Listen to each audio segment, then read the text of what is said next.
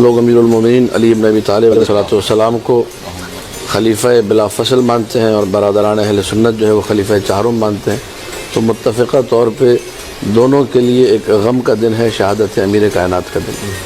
ان کے بھی خلیفہ راشد اور ہمارے خلیفہ بلا فصل علی ابن ابی طالب علیہ السلام۔ تاریخ نے جو باتیں ذکر کی ہیں خوارجی کے حوالے سے بھی، جو ہمارے محترم بھائی یہاں بیٹھے عرض کر رہے تھے کہ خارجیوں نے کس طریقے سے وہ سلسلہ سارا پلان خانہ کعبہ کے برابر میں بیٹھ کر اپنے نہروان میں واصل جہنم ہونے والوں کو روتے تھے۔ وہ ادعا اسلام ان کا بھی تھا کہ ہم بھی مسلمان ہیں، تو خانہ کعبہ کے برابر میں بیٹھ کے گریہ کرتے تھے کہ ہمارے لوگ، ہمارے بھائی، ہمارے جو ہے افراد جو جنگ نہروان میں مارے گئے مولا علی علیہ السلام کے ہاتھوں، تو ان پہ بیٹھ کے گریہ ہوتا تھا۔ وہاں بیٹھ کے یہ پلان بنا کہ امت میں فتنہ اور فساد کا باعث کون ہے، یہ خارجیوں کے جملے ہیں۔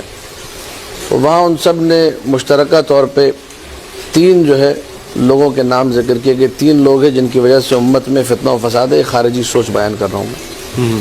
ایک نام انہوں نے امیر شام کا لیا معاویہ ابن ابی سفیان، ایک نام عمرو عاص کا لیا، ایک نام مولا متقیان علی ابن ابی طالب کا لیا۔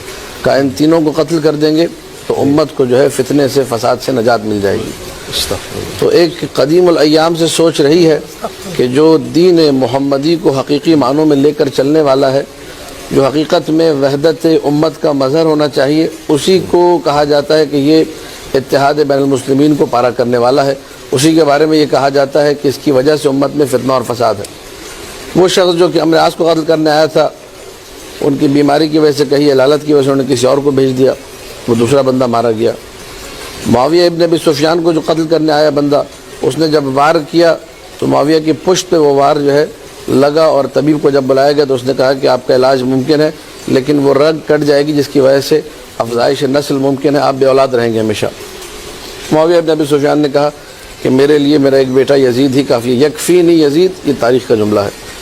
اس کے بعد جو ہے اس شخص کو جس نے حملہ کیا تھا قید میں ڈال دیا گیا، زندان میں ڈال دیا گیا۔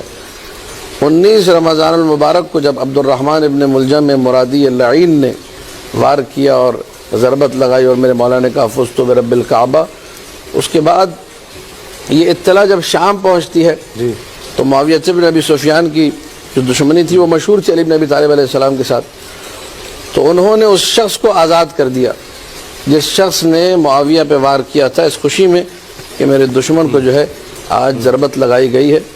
اور اس کے بعد 21 ماہ رمضان المبارک کا جب دن آیا، حضرت امیر معاویہ ابی سفیان ابن ابی سفیان نے، کس کو رہا کر دیا؟ جس شخص نے وار کیا تھا مولا علی، مولا علی پر نہیں، جس شخص نے کہاں کی باتیں کر رہے ہیں، آئیں جب سے ایسی باتیں کرنا شروع ہو رہے ہیں، پتہ نہیں کیا باتیں کر رہے ہیں۔